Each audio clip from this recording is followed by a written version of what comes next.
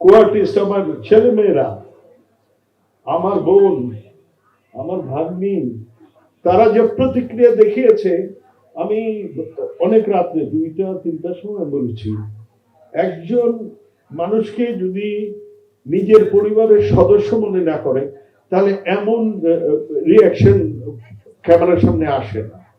এটা নাটক হয়নি, নাটকের চেয়ে অন্য কিছু।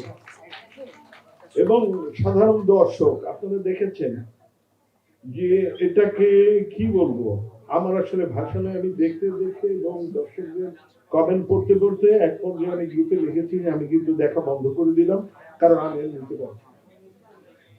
এত আবেগ আমি আর নিতে পারছিলাম না। তো ধন্যবাদ সব দর্শককে। এবং একটা ছোট্ট কথা বলি যে আমার এখনো এটা একটু বেশি হয়ে যায়, আমি কিন্তু জানি না, আমার বাড়ির গেটের বাইরে বেরোলে আমি 1টা 2টা ফ্যামিলিকে দেখি বাচ্চাদের নিয়ে আসে, একেবারে বাচ্চাদের 6 বছর 7 বছর 8 বছর 10 বছর। আপনাকে একটু দেখতে চাই, ও খুব টেনশনে আছে, খুব টেনশনে আছে, খুব অস্থির হয়ে আছে। আপনি কেমন আছেন?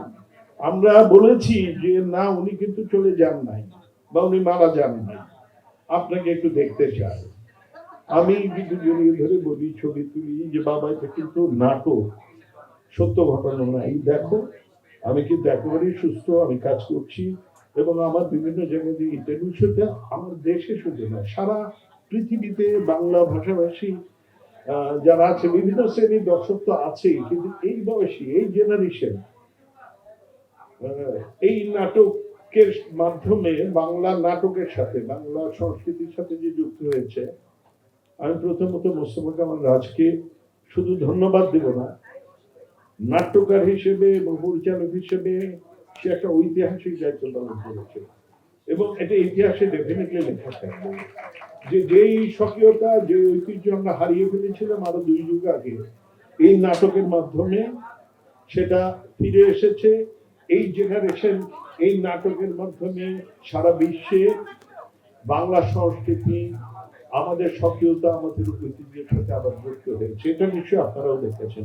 সে এই নাটকের ব্যক্তিগতভাবে অনেক পরিচিতি পেয়েছি, জনপ্রিয়তা পেয়েছি, এগুলো তো আছেই, কিন্তু এই নাটকের সবচেয়ে গুরুত্বপূর্ণ অর্জন হচ্ছে এটা, আমাদের সংস্কৃতির মোড় ঘুরিয়ে দিয়েছে নাটকটা। এবং কৃতিত্ব হচ্ছে Mostofa Kamal Raz, definitely he is the leader, he is the commander. আমরা তার পিছনে